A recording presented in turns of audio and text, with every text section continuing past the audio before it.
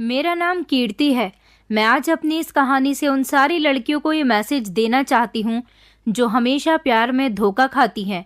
वो ज़रूर मेरी ये कहानी सुने, क्योंकि हर लड़की को पता होना चाहिए कि अगर वो अपनी ज़िंदगी आज़ादी से गुजारना चाहती है तो किस हिसाब से गुजारे।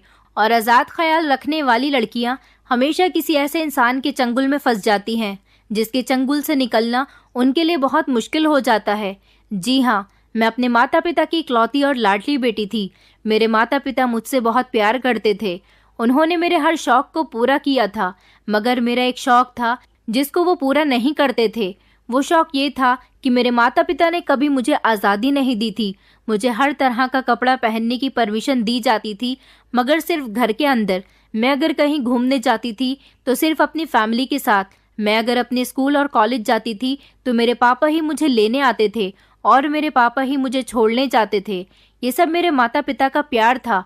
वो मेरा ख्याल रखना चाहते थे, मगर मैं कभी उनके इस प्यार को समझ नहीं पाई थी। बल्कि मुझे तो ऐसा लगता था जैसे मेरे माता पिता मुझे कभी आज़ादी नहीं देना चाहते और उनका ये प्यार भी सिर्फ दिखावा है। मेरे मम्मी पापा की जब शादी हुई थी तब मेरे दादा दादी जिंदा थे। मेरे पापा एक बहुत बड़े साइंटिस्ट थे।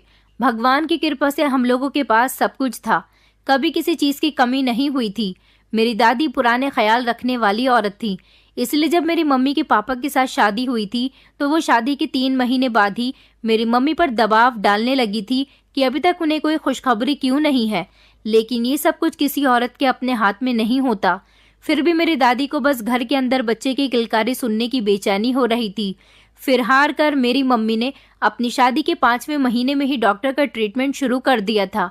डॉक्टर ने मेरी मम्मी को साफ साफ बता दिया था कि आपके अंदर कोई कमी नहीं है और ना ही आपके हस्बैंड में कोई कमी है, बस भगवान की तरफ से ही देर है।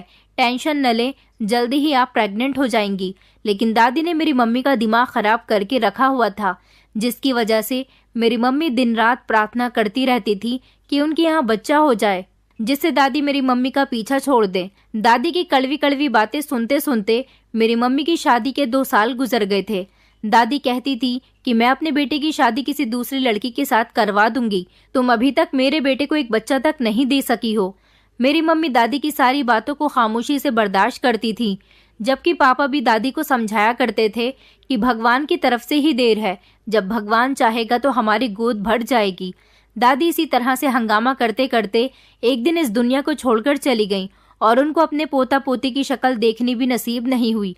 दादी के पीछे पीछे दादाजी भी चल बसे थे, क्योंकि दादी के मरने के बाद दादाजी बीमार रहने लगे थे और इस तरह घर में मेरे मम्मी पापा अकेले रह गए थे। मेरी मम्मी की जिंदगी अब कुछ सुकून से हुई थी, क्योंकि उन्हें बातें सुनाने वाली दादी इस दुनिया से जा चुकी थी। पर फिर उन लोगों की जिंदगी में सुकून के साथ साथ एक बहुत बड़ी खुशखबरी भी आ गई थी। ये खबर जब मेरी मम्मी ने पापा को सुनाई तो उन दोनों की ही जमीन पर पैर नहीं टिक रहे थे। घर में इतनी सारी खुशियां मनाई जा रही थी कि आसपास के लोग भी चौंक गए थे। ऐसा इसलिए था क्योंकि मैं इस दुनिया में आने वाली थी और मेरे मम्मी पापा धूमधाम से मेरे आने की तैयारियां कर रहे थे। मेरी दादी ने मेरी मम्मी के साथ बच्चा ना होने पर बहुत गलत बिहेव रखा था। शायद भगवान ने उनको इसलिए अपने पास जल्दी बुला लिया था, क्योंकि वो मेरी दादी को उनके पोता पोती की शक्ल दिखाना ही नहीं चाहते थे। मेरी मम्मी के पूरे 9 महीने बहुत सुकून के साथ गुजरे थे, क्योंकि मेरे पापा ने उनका बहुत बहुत ख्याल रखा था। वो दोनों ही बहुत खुश थे और अपने आने वाले बच्चों के बारे में सोच सोच कर नए नए सपने बुनने लगे थे। और फिर फाइनली मेरी मम्मी के 9 महीने पूरे होने के बाद मैंने इस दुनिया में कदम रखा था। मेरे पापा बहुत खुश हुए थे कि भगवान ने उन्हें एक प्यारी सी बेटी दी है। मैं पहली औलाद थी, इसलिए मेरे मम्मी पापा को इस बात से कोई प्रॉब्लम नहीं थी कि उनका बेटा हो या बेटी। वो दोनों को ही खुले दिल के साथ एक्सेप्ट करने के लिए पूरी तरह से तैयार थे। उन्हें तो बस अपना बच्चा चाहिए था। मुझे देख देख कर मेरे मम्मी पापा हमेशा मेरे फ्यूचर के सपने देखते रहते थे। आखिरकार मैं उनकी शादी के पूरे 3 साल बाद हुई थी।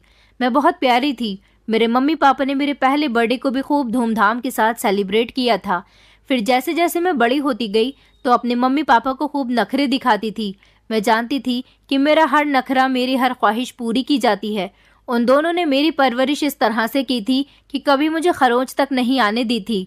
फिर जब मैं बड़ी हुई और मेरे स्कूल में एडमिशन करवाया गया तो मेरे मम्मी पापा बहुत उदास हो गए थे।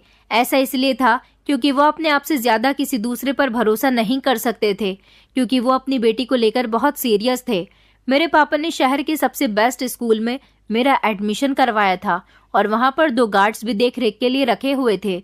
मेरे पापा गार्ड्स के साथ खुद मुझे स्कूल छोड़ने के लिए जाते थे और स्कूल की छुट्टी के टाइम पर खुद ही मुझे स्कूल से घर लेकर आते थे। मैं अगर किसी बच्चे के साथ खेलती थी तो वो मुझे किसी के साथ खेलने भी नहीं देते थे। उनका कहना था कि बेटा, आजकल किसी का कोई भरोसा नहीं है, तुम सिर्फ अपने घर में ही खेला करो।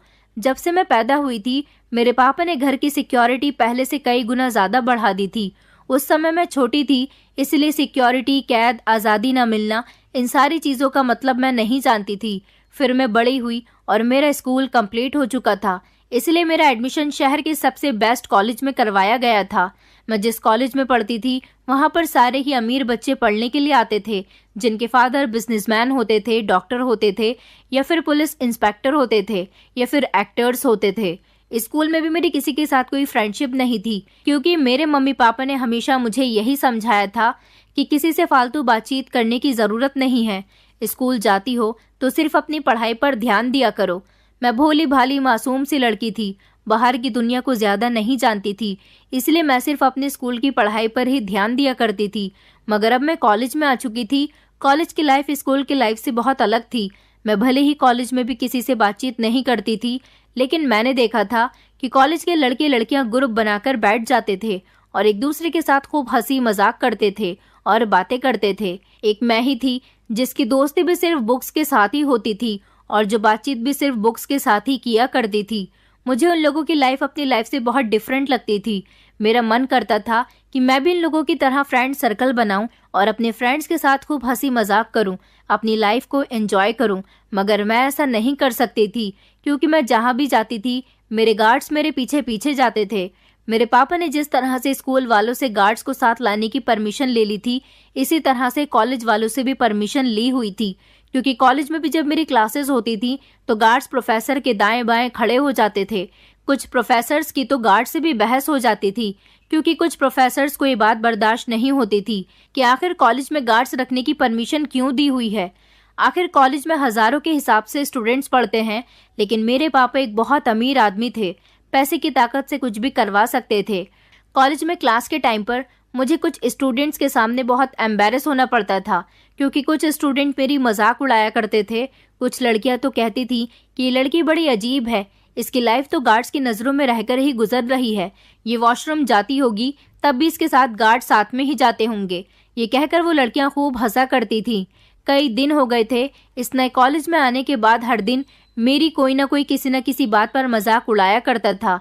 मैं इन सारी चीज़ों से तंग आ गई थी, इसलिए मैंने घर आकर अपने पापा को बोल दिया था कि मुझे गार्ड्स नहीं चाहिए। मेरे पापा कहते थे कि हमें तुम्हारी फिक्र रहती है, हम नहीं चाहते कि तुम्हें किसी तरह का कोई नुकसान पहुंचे, बस तुम्हारी सिक्योरिटी के लिए हमने गार्ड्स रखे हुए हैं। मैंने अपने पापा से कहा था, पापा, इन गार्ड्स की वजह से मेरे कॉलेज में बहुत मजाक बनती है। हालांकि जिस कॉलेज में मैं पढ़ने के लिए जाती हूँ वहाँ पर बहुत सारे अमीर लोगों के बच्चे आते हैं, किसी के साथ भी गार्ड्स नहीं होते, सिर्फ मेरे साथ ही होते हैं। मैं तो कॉलेज की एक ऐसी फेमस लड़की बन गई हूँ जिसके कॉलेज में कदम रखते ही लोग मजाक बनाना शुरू कर देते हैं कि आ गई कॉलेज की सेलिब्रिटी और उनके गार्ड्स। मुझे बहुत बुरा लगता है जब मुझे शर्मिंदा होते हुए कॉलेज के स्टूडेंट की मजाक का सामना करना पड़ता है। बस ये मेरी जिद है कि कल से कॉलेज मेरे साथ गार्ड्स नहीं जाएंगे, और अगर आप लोगों ने मेरी बात नहीं मानी तो मैं कॉलेज ही नहीं जाऊंगी। मेरे मम्मी पापा को लगता था कि ये जिद मेरी सिर्फ थोड़ी ही देर की है, लेकिन वो नहीं जानते थे कि मैंने ठान लिया था कि मेरे साथ कॉलेज में गार्ड्स नहीं जाएंगे। सारा दिन मैं अपने कमरे से बाहर नहीं निकली थी और न ही मैंने रात का खाना खाया था। जब मेरे मम्मी पापा मुझे मनाने के लिए मेरे रूम में आए तो उन लोगों ने मुझसे कहा था कि अपनी जिद खत्म कर दो, हम चाहते हैं कि हमारी बेटी हमेशा सुरक्षित रहे, हम सिर्फ गार्ड्स को इसीलिए तुम्हारे साथ भेजते हैं, मगर तुम हो कि अपनी जिद करके बैठ गई हो। लेकिन फिर जब भी मैंने किसी की बात नहीं मानी तो हार कर मेरे पापा को गार्ड्स की छुट्टी करनी पड़ गई थी। अगले दिन जब मैं अपने पापा के साथ कॉलेज गई थी तो अकेले ही मैंने कॉलेज के अंदर एंटर किया था। मुझे देखकर कॉलेज के काफ़ी सारे स्टूडेंट हैरान हुए थे, लेकिन मैं फिर भी अकेली ही रहती थी। अब मेरा मजाक बनना तो कम हो गया था। मेरा मन करता था कि मेरे भी फ्रेंड्स हों और मैं भी अपने दिल की हर बात अपने फ्रेंड से कर सकूं। मैं किसी भी तरह कॉलेज की लड़कियों से दोस्ती करना चाहती थी, लेकिन मेरे पापा ने मुझे सख्ती से मना किया हुआ था कि तुम्हें कॉलेज में ना किसी लड़की से ज़्यादा बात करनी है और लड़कों से तो बिल्कुल भी बात नहीं करनी है, बल्कि लड़कों से हमेशा दूरी बनाए रखना। एक दिन मेरे पापा के फ्रेंड के बेटे की शादी थी। हमें वहां पर शादी अटेंड करने के लिए जाना था। हम लोग तैयार होकर घर से शादी में जाने के लिए निकल गए थे। जब हम लोग वहां शादी में गए तो मैं अपनी मम्मी के साथ ही बैठी हुई थी, क्योंकि मैं हर जगह ज्यादातर अपनी मम्मी के साथ ही जाया करती थी। मेरी मम्मी ही मुझे लोगों के बारे में बताया करती थी कि ये कौन कौन है। मैं किसी को भी ज्यादा नहीं जानती थी, क्योंकि हमारे घर पर ना तो कोई ज्यादा आता था और ना ही हम ही ज्यादा किसी के घर पर जाते थे। हम लोग एक तरफ बैठे हुए थे जब मम्मी ने मुझसे कहा कि मैं अभी वॉशरूम होकर आती हूँ, तुम यहीं बैठो, यहाँ से हिलना नहीं। अपनी मम्मी की बात पर मैं उसी जगह पर बैठी रह गई थी जहाँ पर वो मुझे छोड़कर गई थी। मैंने नोटिस किया था कि शादी में एक लड़का था जो मुझे काफी देर से लगातार देख रहा था। अब जब मेरी मम्मी मेरे पास से जा चुकी थी तो वो लड़का मुझे अकेला देखकर मुझसे बातचीत करने के लिए मेरे करीब आया था, जब अचानक गार्ड्स ने उसे मुझसे बात करते हुए देख लिया और जाकर मेरे पापा से शिकायत लगा दी। गार्ड्स मेरे साथ कॉलेज तो नहीं जा रहे थे, उसके अलावा हम लोग कहीं भी जाते थे तो वो अभी भी हमारे साथ ही थे। वो लड़का सिर्फ मेरे करीब आकर खड़ा ही हुआ था, उसने मुझसे कोई बात करी भी नहीं थी। मेरे पापा ने आते ही गार्ड्स को इशारा किया और गार्ड्स ने उसको गिरेबान से पकड़कर धक्के देना शुरू कर दिया। पता चला था कि वो लड़का दूल्हे का दोस्त है और अपने फ्रेंड की शादी अटेंड करने के लिए इस फंक्शन में आया हुआ है। गार्ड्स को लगा था कि वो लड़का मुझे छेड़ रहा है, मगर उसने तो मेरे करीब आने के बाद मुझसे कोई बात ही नहीं की थी। हालांकि वो मुझे देख रहा था, इसके अलावा उसने कुछ भी नहीं किया था। अच्छे खासे फंक्शन में काफी हंगामा हो चुका था, क्योंकि गार्ड्स ने उस लड़के की अच्छी खासी इंसल्ट कर दी थी। वो लड़का खामोशी से वहां से चला गया था। मैं बार बार सबको समझाने की कोशिश कर रही थी कि उसने मेरे साथ कोई गलत हरकत नहीं की है, मगर किसी ने भी मेरी बात पर यकीन नहीं किया था।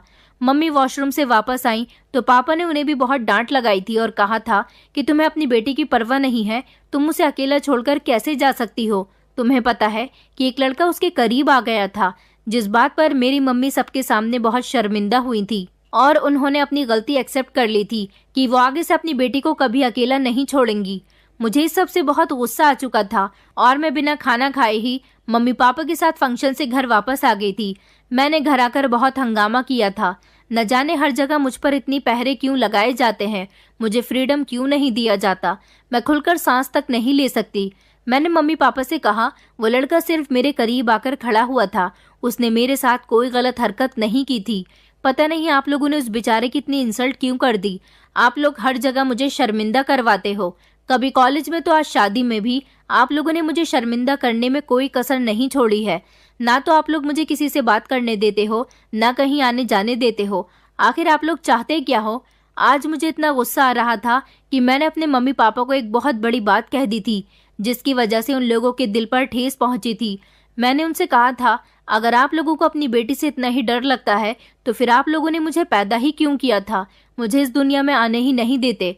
फिर आप लोगों को घर में इतनी सिक्योरिटी लगाने की और अपनी बेटी पर इतने पहरे लगाने की भी जरूरत नहीं होती। ये कहकर मैं रोती हुई अपने कमरे में आ गई थी, जबकि मेरे मम्मी पापा मेरी आंखों में आंसू नहीं देख सकते थे। मैं बहुत रोई थी और मैंने ठान लिया था कि कल कॉलेज में जाकर मैं खुद ही कॉलेज के लड़कियों से बातचीत करना शुरू करूंगी और उनसे फ्रेंडशिप आगे बढ़ाऊंगी। लेकिन मुझे साथ ही साथ अपनी गलती पर पछतावा भी हो रहा था कि आज मैंने अपने मम्मी पापा के साथ अच्छी खासी बदतमीजी कर ली है। मुझे उनकी फीलिंग्स को हर्ट नहीं करना चाहिए था। सुबह जब मैं उठी और कॉलेज जाने के लिए तैयार होने लगी तो मैं अपने मम्मी पापा से नजरें नहीं मिला पा रही थी, लेकिन वो फिर भी बहुत अच्छे थे और मेरी रात की गलती के लिए उन्होंने मुझे माफ़ कर दिया था। मैंने फिर भी उनसे माफ़ी मांगी थी तो उन्होंने कहा था कि हम तुम्हारे साथ जो कुछ भी करते हैं तुम्हारी भलाई के लिए ही करते हैं। आखिर तुम बहुत ही मन्नत मुरादों के बाद पैदा हुई थी और फिर तुम हमारी इकलौती बेटी हो। तुम्हारे बाद हमारा और कोई बच्चा नहीं हो सका। तुम जानती हो कि हम तुमसे कितना प्यार करते हैं, हमेशा हमें तुम्हारी फिक्र लगी रहती है। जब तुम हमारी आंखों के सामने होती हो तभी हमें सुकून मिलता है। बस यही वजह है कि हम तुम पर रोक टोक करते हैं। तुम बहुत मासूम हो कीर्ति, तुम नहीं जानती कि बाहर की दुनिया कितनी बुरी है।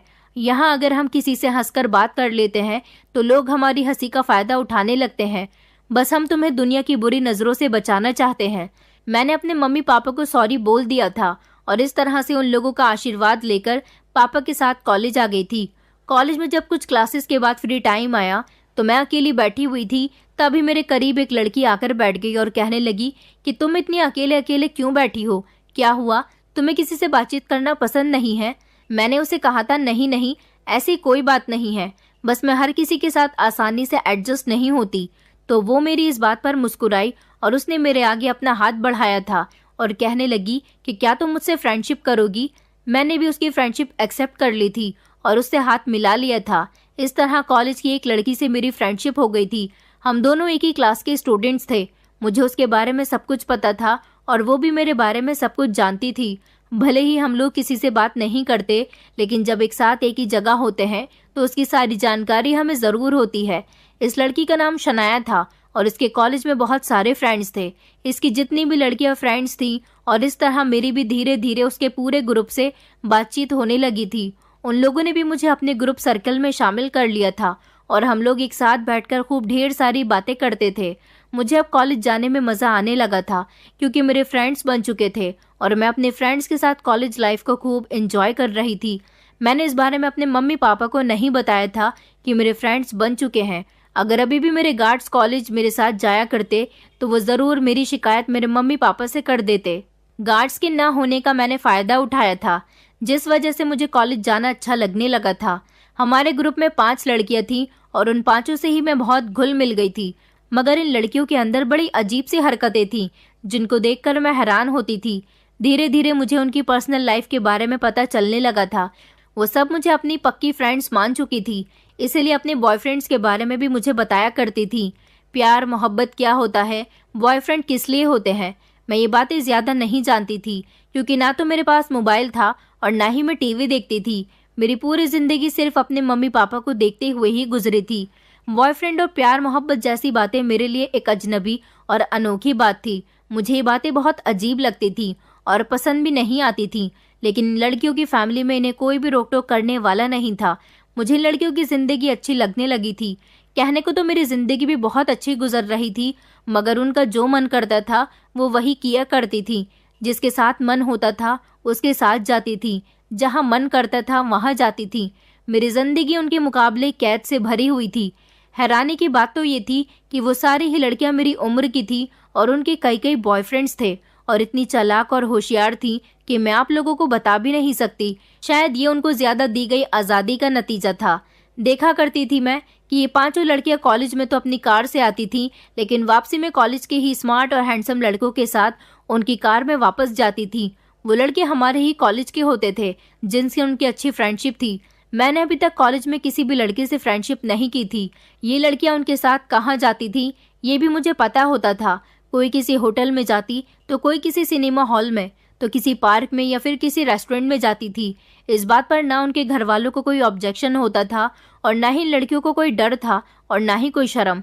वो तो मुझे भी अपने जैसे ही रास्ते पर चलने की एडवाइस दिया करती थी, बल्कि मुझसे जिद करती थी कि तुम भी हमारे जैसी ही बन जाओ। वो मुझे ऐसी ऐसी बातें बताती अपने दोस्त और अपने बॉयफ्रेंड के साथ गुजरे हुए टाइम के बारे में। वो मुझे हर बात बताती थी। उनकी बातें सुनकर मेरे दिल में भी फीलिंग्स जागने लगती थी और मेरा मन करता था कि मेरी ज़िंदगी भी इन जैसी ही हो जाए। इन लोगों की बातें सुनकर मुझे अपने घर का माहौल पुराने ज़माने के टाइप के जैसा मालूम होने लगा। मुझे लगता था कि मेरे पेरेंट्स मेरे साथ नाइंसाफ़ी करते हैं। लड़कियों को तो फ्रीडम देनी चाहिए, लेकिन मेरे पेरेंट्स मुझे कैद करके रखते हैं। मैं अपनी फ्रेंड्स के जैसे ही आज़ादी से ज़िंदगी जीने और अपनी मर्जी के मुताबिक हर काम करने के सपने देखने लगी थी। साथ ही साथ मेरे दिल में यह भी ख्वाहिश आने लगी थी कि मुझे भी कोई चाहिए, मुझसे भी कोई प्यार करे और मैं भी किसी से प्यार करूं, उसे चाहूं, उसके साथ खूबसूरत जगह पर मैं भी बैठकर बातचीत करूं और उसके कंधे पर सर रखकर प्यार भरी बातें कर सकूं। कोई तो हो जो मुझ पर अपना प्यार निछावर करे, हमारे बीच भी खूबसूरत और प्यारी प्यारी बातें हों। मेरी ये डिमांड हर रोज़ अपनी फ्रेंड्स की बातें सुनकर बढ़ती चली जा रही थी। मैं बेताब हो रही थी और पढ़ाई से मेरा ध्यान हटता चला गया था। मेरे पापा मुझे मेडिकल लाइन से पढ़ाना चाहते थे और मैं मेडिकल का पहला साल ही बड़ी मुश्किल से पास कर सकी थी। मेरी फ्रेंड्स भी इसी तरह से घसीट घसीट कर सेकेंड ईयर में पहुंची थी, क्योंकि इन सारी ही लड़कियों का ध्यान पढ़ाई पर नहीं था, बल्कि ये हमेशा लड़कों से बातें करने में लगी रहती थी। इन्हें पढ़ाई की वैसे भी कोई फिक्र नहीं थी, लेकिन मेरे इस तरह से पास होने पर मेरे मम्मी पापा बेहद परेशान हो गए थे। उनको लग रहा था कि मैं पढ़ाई पर ध्यान नहीं दे रही हूँ और ऐसा ही था, मैं सच में पढ़ाई पर ध्यान नहीं दे पा रही थी। जब से मेरी फ्रेंड्स बनी थी मैंने अपना पूरा ध्यान उनकी तरफ लगा लिया था। मेरे मम्मी पापा ने मुझसे पूछा भी था कि मैं जो अब तक अपनी एजुकेशन में एक्सीलेंट रिकॉर्ड रखती आ रही थी, अब मुझे क्या हो गया है जो मैं इस तरह अपनी पढ़ाई में कमज़ोर हो गई हूँ। उनके इस सवाल पर मैंने कॉलेज की पढ़ाई अच्छी ना होने का बहाना बना दिया था। मेरी सारी फ्रेंड्स के घर हमेशा पार्टी और फंक्शंस लगे रहते थे। मेरी फ्रेंड्स मुझे हर बार इनवाइट करती थी, मगर मैं किसी के घर भी नहीं जा सकती थी क्योंकि मेरे मम्मी पापा मुझे कहीं भेजने के लिए कभी तैयार ही नहीं होते। मैंने तो अभी तक उनको अपनी फ्रेंडशिप के बारे में भी नहीं बताया था, तो मैं कहीं कैसे जा सकती थी। जब मैं कॉलेज में होती थी तो हमारे कॉलेज का एक लड़का था जो मुझे बड़े गौर से देखता था और मुझे पसंद भी करता था। उसने कई बार मेरी फ्रेंड से कहा था कि वो उसके लिए मुझसे बात करे। मेरी फ्रेंड्स उसका नाम लेकर अब मुझे छेड़ने लगी थी। वैसे भी मैं किसी लड़की की तलाश में थी जो मुझे प्यार कर सके, मुझे वैल्यू दे सके। फिर जिस दिन उस लड़की ने मुझे फेस टू फेस प्रपोज किया तो मैंने उसका प्रपोजल एक्सेप्ट कर लिया था और मुझे लगा था कि मेरी चाहत पूरी हो गई है। मैं देखती थी कि मेरी फ्रेंड कॉलेज में ही पढ़ने वाले अपने बॉयफ्रेंड के साथ खूब घुली मिली रहती थी, जबकि जिस लड़के ने मुझे प्रपोज किया था मैं उससे दूर दूर रहती थी क्योंकि मैं तो प्यार मोहब्बत के बारे में ज़्यादा जानती नहीं थी और अभी मेरी शुरुआत थी, इसलिए मुझे अजीब अजीब सा महसूस हो रहा था। इस लड़के का नाम शेखर था। मेरे मम्मी पापा को कभी मुझ पर शक नहीं हुआ था क्योंकि पापा ही मुझे कॉलेज में लेने जाते थे और पापा ही छोड़ने के लिए आते थे। और जिस समय वो कॉलेज जाते थे तो कॉलेज के प्रोफेसर से हर बार मेरे बारे में पूछा करते थे कि उनकी बेटी को कोई परेशान तो नहीं करता। मेरे और शेखर के बारे में अभी कॉलेज में कोई नहीं जानता था। मैं शेखर को बहुत पसंद करने लगी थी। वो मुझसे कहता था कि तुम मुझसे फ़ोन पर बात किया करो, लेकिन मुझे तो मेरे मम्मी पापा ने मोबाइल ही नहीं दिया था। फिर एक दिन कॉलेज में शेखर मेरे लिए मोबाइल लेकर आया और उसने कहा था कि तुम अपने घर में चुपके से कमरा बंद करके मुझसे बात कर लिया करो। मैं शेखर से रात के टाइम पर बात किया करती थी क्योंकि मेरा कमरा बिल्कुल अलग था। जैसे ही हम लोग खाना खा लेते थे तो मैं अपने मम्मी पापा से कहती थी कि मैं बहुत थक चुकी हूँ, इसलिए अपने कमरे में सोने के लिए जा रही हूँ। वैसे भी मुझे कॉलेज के लिए सुबह को जल्दी उठना होता है। इस तरह बातें बनाकर मैं अपने कमरे में आ जाती थी। मेरा मोबाइल मेरे कॉलेज के बैग में ही रखा हुआ होता था। कमरे का दरवाज़ा अंदर से बंद करने के बाद मैं अपना मोबाइल ऑन करती थी और शेखर से सारी रात बात करती थी। सुबह को जब मैं सो जाती थी तो कॉलेज का टाइम हो जाता था और मुझे पता ही नहीं चलता था। मम्मी ज़ोर ज़ोर से दरवाज़ा बजाती थी और कहती थी, आखिर तुम्हें इतनी नींद कब से आने लगी है? पहले तो तुम इतना नहीं सोती थी। रात को तुम जल्दी कमरे में आ जाती हो, उसके बावजूद भी सुबह को कॉलेज के लिए लेट हो जाती हो। मुझे अपनी मम्मी से बात बनानी पड़ती थी कि मैं सोती नहीं हूँ, कुछ देर तक तो मैं पढ़ाई भी करती हूँ। मेरे मम्मी पापा को अभी तक मुझ पर किसी तरह का भी शक नहीं हुआ था। शेखर का साथ मुझे बहुत अच्छा लगने लगा था। मुझे ऐसा लगता था कि हर लड़की के लिए बॉयफ्रेंड का होना बहुत ज़रूरी है क्योंकि वो उसकी बहुत केयर करता है और उससे प्यार भरी बातें करता है। मैं तो अपने आप को बहुत खुश नसीब समझती थी। मुझे अपना हीरो इतनी आसानी से मिल जाएगा, ये तो मैंने कभी सपने में भी नहीं सोचा था। अब मैं दिन रात शेखर के सपने देखती रहती थी। पढ़ाई में तो मेरा इंटरेस्ट पहले ही ख़त्म हो चुका था। अब सिर्फ मैं नाम के लिए पढ़ाई कर रही थी। हम लोग कॉलेज में तो मिलते ही थे, लेकिन अब शेखर मुझसे पर्सनली मिलना चाहता था। मैं भी उसे अकेले में मिलकर बातचीत करना चाहती थी और फिर एक दिन हम दोनों के बीच मुलाकात हो ही गई। पापा जब मुझे कॉलेज छोड़ने के बाद चले गए तो मैं कॉलेज के गेट पर ही खड़ी हो गई थी, कॉलेज के अंदर नहीं गई थी। शेखर भी उस दिन कॉलेज नहीं आया था। वो कॉलेज के बाहर ही अपनी कार में बैठा हुआ मेरा इंतज़ार कर रहा था। जैसे ही मेरे पापा चले गए तो मैं दौड़कर शेखर की कार में जाकर बैठ गई थी। शेखर मुझे अपने साथ एक रेस्टोरेंट में ले गया था जहाँ पर बहुत कम लोग थे और हम दोनों को मीटिंग करते हुए कोई देख भी नहीं सकता था। वो भी मुझसे मिलने के लिए बहुत एक्साइटेड हो रहा था। इस मुलाकात में हम दोनों के बीच ढेर सारी बातें हुई थी और उसकी पर्सनैलिटी की तरह उसकी बातें भी बहुत अच्छी थी, जिनके हसीन जाल में मैं उलझती चली गई। और फिर वो दिन मेरी ज़िंदगी का सबसे खूबसूरत दिन बन गया था। मैंने उस दिन कॉलेज से छुट्टी कर ली थी। छुट्टी के टाइम पर मैं कॉलेज के गेट के बाहर खड़े होकर अपने पापा का इंतज़ार करने लगी थी। जैसे ही पापा मुझे कॉलेज से लेने के लिए आए तो उनको मुझ पर बिल्कुल भी शक नहीं हुआ था। हम दोनों हर रात कॉल पर ढेर सारी बातें करते थे। मेरे दिल में अब हमेशा यही ख्वाहिश जागने लगी थी कि किसी तरह मेरी और शेखर की शादी हो जाए। जाहिर सी बात थी कि हम दोनों की ज़िंदगी बहुत अच्छी गुजरती। मुझे ये यकीन था कि मेरे मम्मी पापा शेखर के लिए ज़रूर मान जाएंगे क्योंकि शेखर बहुत बड़े बिजनेसमैन का बेटा था। शेखर के घर वाले भी हम दोनों की शादी के लिए आसानी से मान जाएंगे। मैंने जब शेखर से शादी के बारे में बात की तो वो कहने लगा कि मैं अपना अलग बिजनेस सेट करना चाहता हूँ, इसमें अभी मुझे कुछ टाइम लग सकता है और तुम्हारी फैमिली भी तुम्हारी शादी इतनी जल्दी नहीं करेगी क्योंकि अभी तुम पढ़ाई कर रही हो। शेखर ने कहा, अभी मैं भी शादी के बारे में नहीं सोच सकता जब तक मेरा अलग से बिजनेस सेटअप नहीं बन जाता। मुझे शेखर की बात पर मायूसी तो हुई थी, मगर उसकी मोहब्बत मुझे इस हद तक उसका दीवाना बना चुकी थी कि मैंने उससे कह दिया था कि मैं तुमसे ही शादी करूंगी और मैं तुम्हारे लिए सारी जिंदगी भी इंतजार करने के लिए तैयार हूँ। मेरी इस बात पर वो बहुत खुश हुआ था और उसने मेरी बहुत तारीफ की थी और फिर वो मुझे कॉलेज में गिफ्ट भी देने लगा था, जिनको मैं खामोशी से अपने बैग में छुपाकर घर ले आती थी और चोरी चुपके अपने कमरे में रख देती थी, जिनके बारे में मेरी मम्मी को कोई खबर नहीं होती थी। मेरी सारी फ्रेंड्स अपने बॉयफ्रेंड के किस्से मुझे बड़ी खुशी खुशी सुनाती थीं। अब मैं भी इनको अपने और शेखर के किस्से मज़े ले लेकर सुनाने लगी। उन्होंने मुझे खूब तसल्ली दी और कहा कि अगर शेखर तुमसे शादी ना करे तो तुम उससे शादी करने की जिद मत ठान लेना, क्योंकि तुम शेखर से भी अच्छा लड़का डिजर्व करती हो। तुम एक अमीर पिता की इकलौती बेटी हो। तुम्हारे लिए तो शहर के ना जाने कितने अमीर रिश्तों की लाइन लग जाएगी, लेकिन मैं तो शेखर के सिवा किसी और की तरफ देखना भी नहीं चाहती थी। उसकी मोहब्बत ही मेरे लिए सब कुछ बन गई थी। अब मेरी शेखर से मुलाकातें भी बढ़ गई थी। पहले की तरह ही मैं शेखर से मिलने लगी थी। हर हफ्ते कॉलेज की एक छुट्टी करने के बाद मैं शेखर से कभी पार्क में मिलने जाती तो कभी हम लोग कार में ही लॉन्ग ड्राइव करते रहते थे। शेखर ने मुझे बताया था कि उसके डैड ने हमारे ही शहर में एक बहुत खूबसूरत सा रिजॉर्ट बनाया है। शेखर मुझे अपने रिजॉर्ट में लेकर जाना चाहता है। उसने कहा कि अगर तुम मेरे रिजॉर्ट में पहला कदम रखोगी तो मुझे अच्छा लगेगा। शेखर ने कहा कि शादी के बाद हम अपने रिजॉर्ट में रहा करेंगे। मैंने भी सोच लिया था कि शेखर जब मुझसे इतना प्यार से कह रहा था तो क्यों ना मैं उसके रिजॉर्ट को चलकर एक बार देख लेती हूँ। न जाने मुझे क्या हो गया था, मैंने फौरन ही उसको उसके रिजॉर्ट पर चलने के लिए हाँ कह दी थी।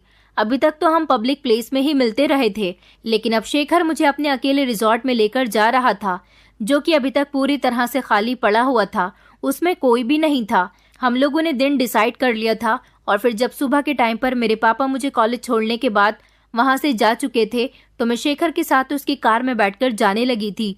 शेखर की कार काफी दूर तक चलते हुए आ गई थी। ये एक सुनसान जंगल वाला इलाका था, जबकि शेखर ने कहा था कि उसके डैड ने शहर में ही रिजॉर्ट बनाया है, लेकिन हम लोग तो बहुत दूर आ चुके थे। मुझे ऐसा लग रहा था जैसे हमारा शहर तो पीछे रह गया है, हम किसी और जगह आ गए हैं। गाड़ी के साथ साथ शेखर की जबान भी लगातार चल रही थी। वो उस टाइम पर कुछ ऐसी बातें कर रहा था जो उस दिन से पहले उसने मुझसे कभी की ही नहीं थी।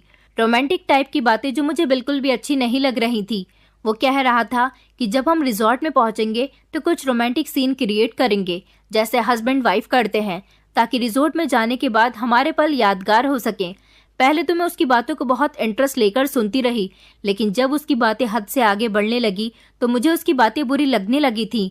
काफी देर तक सुनसान सड़क खत्म होने के बाद जब कार एक भीड़ भाड़ वाली जगह पर आ गई, जहां पर बड़ी बड़ी बिल्डिंग्स बनी हुई थी, अलग अलग सड़कों पर से गुजरते हुए शेखर ने एक मेडिकल स्टोर के सामने कार रोक दी और ये कहकर कार से उतर गया कि उसे मेडिकल स्टोर से कुछ जरूरी सामान खरीदना है। मैंने उसे मेडिकल स्टोर की तरफ जाते हुए देखा। इसके साथ ही ना जाने कैसे एक अनजान सा डर मुझे महसूस होने लगा था। मुझे एहसास होने लगा कि मेरे साथ कुछ अच्छा नहीं होने जा रहा। मैं जरूर किसी मुसीबत में फंसने वाली हूँ, ऐसी मुसीबत जो मेरी जिंदगी को हमेशा के लिए तबाह कर देगी। मुझे वहां से फौरन भाग जाना चाहिए, क्योंकि मुझे बिल्कुल भी अच्छी फीलिंग्स नहीं आ रही थी। मुझे ऐसा लग रहा था मुझे शेखर से अपनी जान छुड़ा लेनी चाहिए। वो एक अनजान इंसान था और मुझे उसके साथ इस तरह से अकेली जगह पर नहीं जाना चाहिए। मेरी फ्रेंड्स हमेशा मुझे अपने बॉयफ्रेंड के रोमांटिक किस्से सुनाया करती थी। उन्होंने मेरे दिमाग में भी खतरे की घंटी बजाना शुरू कर दी थी। मैं समझ गई थी कि शेखर मुझे किस लिए खाली पड़े हुए रिजॉर्ट में लेकर जाना चाहता था, और मुझे याद भी आ रहा था कि क्यों मेरे मम्मी पापा मुझे लोगों से मिलने नहीं देते। मुझे ये बात भी याद आ गई थी, जब उस दिन एक लड़का मेरे करीब आया था तो मेरे पापा ने गार्ड से उसकी इंसल्ट करवाई थी। हालांकि वो सिर्फ मेरे करीब आया था, लेकिन मेरे पापा को उस पर बहुत गुस्सा आ गया था। मैं शेखर से वैसे तो कई बार मिल चुकी थी, लेकिन हमेशा मैं उसे पब्लिक प्लेस में मिलती रही थी, इसलिए मुझे उससे डर महसूस नहीं हुआ था। लेकिन आज वो मुझे अकेले में और बंद घर में लेकर जा रहा था। इसके बारे में सोच सोच कर ही मुझे अब डर लग रहा था। मैं समझ गई थी कि वो मुझे वहां पर क्यों लेकर जा रहा था। मुझे अब अपनी इज्जत खराब होने से बचानी थी। मैंने मेडिकल की तरफ देखा तो शेखर अपना सामान खरीदने में बिजी था। उसका ध्यान मेरी तरफ नहीं था। टाइम वेस्ट करने का मेरे पास कोई मौका नहीं था, इसलिए मैं खामोशी के साथ कार का दरवाजा खोलकर बाहर निकल आई। मैं जैसे ही कार से निकली थी तो भगवान की कृपा से मेरे आगे ही एक ऑटो आकर रुक गई थी। मैं फौरन ही उसमें बैठ गई और ड्राइवर को अपना पता बताते हुए उसे ऑटो चलाने के लिए कहा। मैं बार बार ऑटो से झांककर शेखर को देख रही थी, जो अभी भी मेडिकल स्टोर पर सामान लेने में बिजी था। उस समय मेरा दिल बुरी तरह से धड़क रहा था। मैं बहुत डर रही थी और मुझे रोना आ रहा था। उस समय मुझे अपनी मम्मी पापा और उनकी दी गई हमेशा की एडवाइस भी बहुत याद आ रही थी।